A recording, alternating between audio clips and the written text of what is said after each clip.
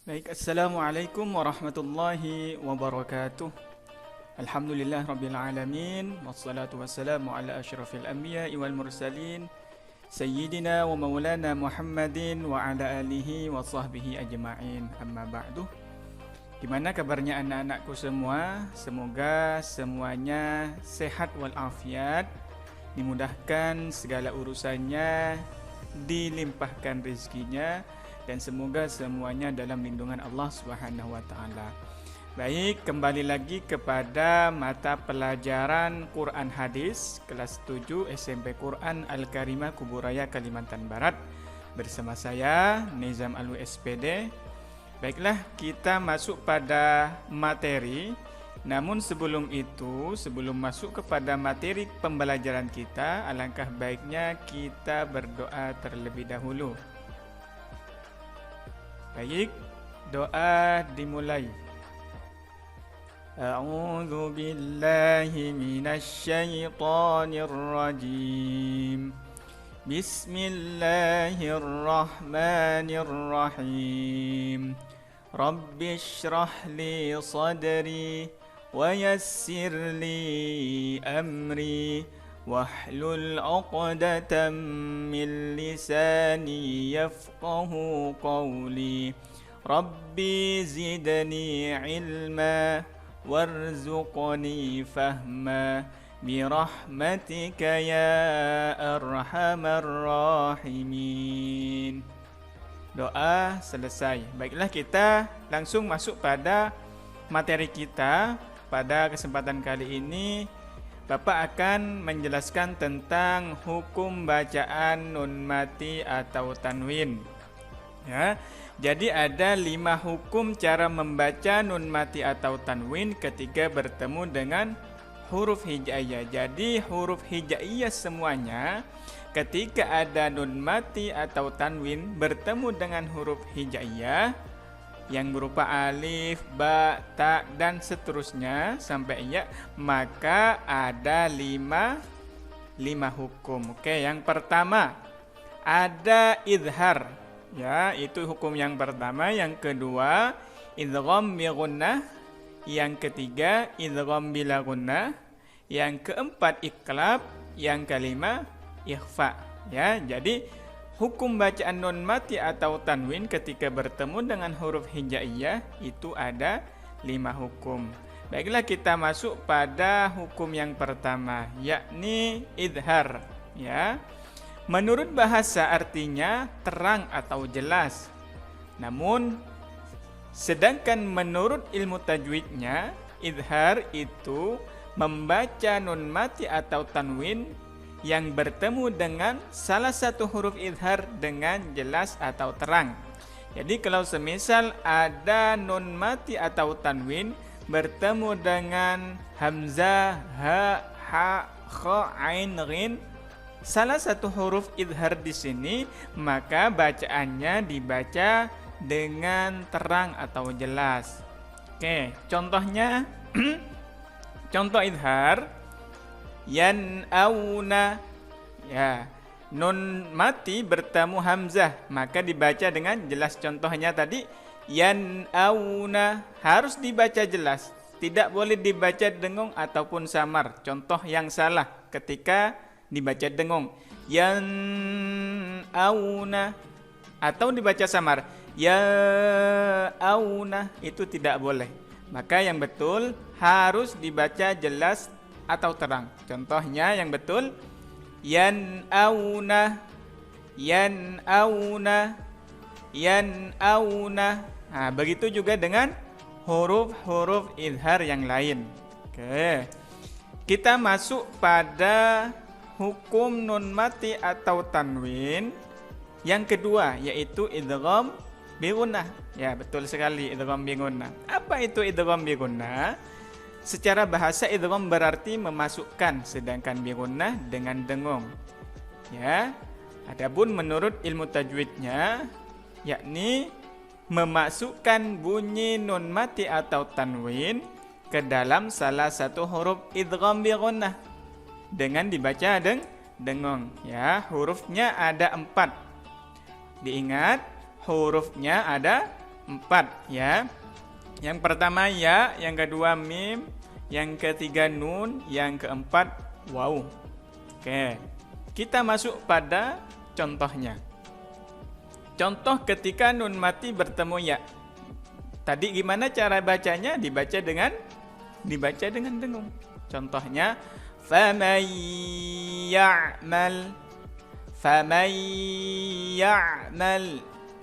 faman ya'mal. Tidak boleh dibaca jelas ataupun samar. Contoh yang jelas faman ya'mal,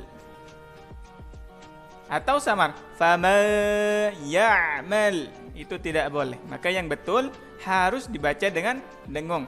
Faman ya'mal.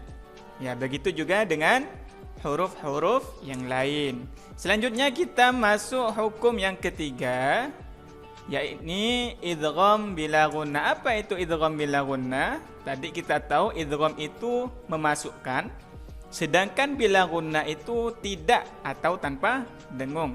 Jadi kalau ada huruf idgham bila gunnah ya, yang dua lam sama ra ya, ada nun mati atau tanwin sebelumnya, atau istilah lain nun mati atau tanwin bertemu dengan salah satu huruf idgham bila gunnah, maka bacanya tanpa dengung ya, dimasukkan tetap tapi bacaannya tidak dengan dengung. Contohnya khairul laka, khairul laka, khairul laka, tidak boleh dibaca terang. Contoh khairun laka, atau dibaca dengung khairul laka. Maka yang betul khairul laka, dimasukkan tetap tapi tanpa dengung.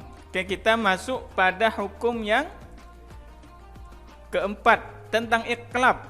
Apa itu iqlab? Secara bahasa, iqlab artinya membalik atau menukar ya.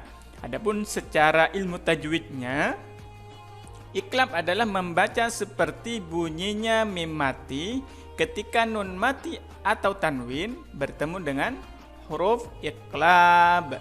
Hurufnya ada satu ya. Jadi semisal ada tanwin, baik itu tanwin fathah, tanwin dhamma, tanwin kasra, atau nun mati bertemu dengan huruf ba, maka bacaannya seperti membaca mim mati. Bunyinya seperti bunyi mim mati. Contohnya jazaa'am bima, jazaa'am bima ambi ya. Jadi tidak boleh dibaca jelas atau terang. Contoh jazaan bima ya, itu tidak boleh. Kita masuk hukum yang kelima. Apa itu hukum yang kelima? Ikhfa hakiki ya, betul. Apa itu ikhfa hakiki secara bahasa? Ikhfa artinya samar atau bersembunyi ya. Adapun menurut ilmu tajwidnya, ikhfa adalah membaca nun mati atau tanwin ketika bertemu dengan salah satu huruf ikhfa secara samar. Jadi bacaannya samar. Kapan dibaca samar? Ketika nun mati atau tanwin bertemu dengan salah satu huruf ikhfa hakiki, maka dibaca samar. Hurufnya ada berapa? Ada 15 ya, terkumpul dalam syair sif dzatana kam jada syakhsun qad sama dum tayyiban zid fi tuqan da' zalima. Nah, itu syairnya ya. Contoh ikhfa hakiki. Di sini Bapak menjelaskan beberapa contoh saja. Nanti lebih lengkapnya kita langsung praktek membaca Al-Qur'an ya. Di sini ada nun mati bertemu shin ya. Tadi cara bacanya seperti apa? Ya, dibaca seperti dibaca dengan samar itu ya. Artinya samar itu tidak boleh terang, tidak boleh dengung ya. Maka harus dibaca dengan samar. Contohnya min syarri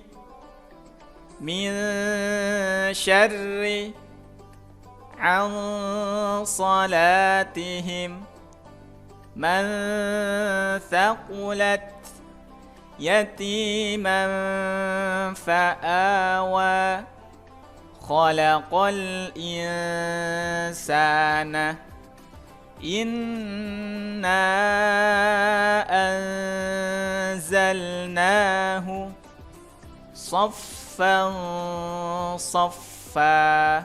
Jadi semua huruf ikhfa hakiki yang 15, kalau sebelumnya ada nun mati atau tanwin, baik itu tanwin fathah, tanwin kasrah, tanwin dhamma, bertemu, maka harus dibaca dengan samar ya.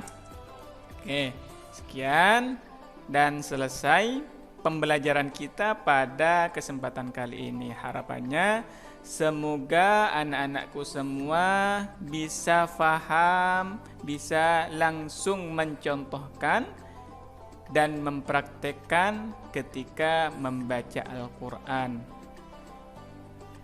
Oleh karena itu, marilah kita tutup pembelajaran kita pada kesempatan kali ini dengan doa kafaratul majlis.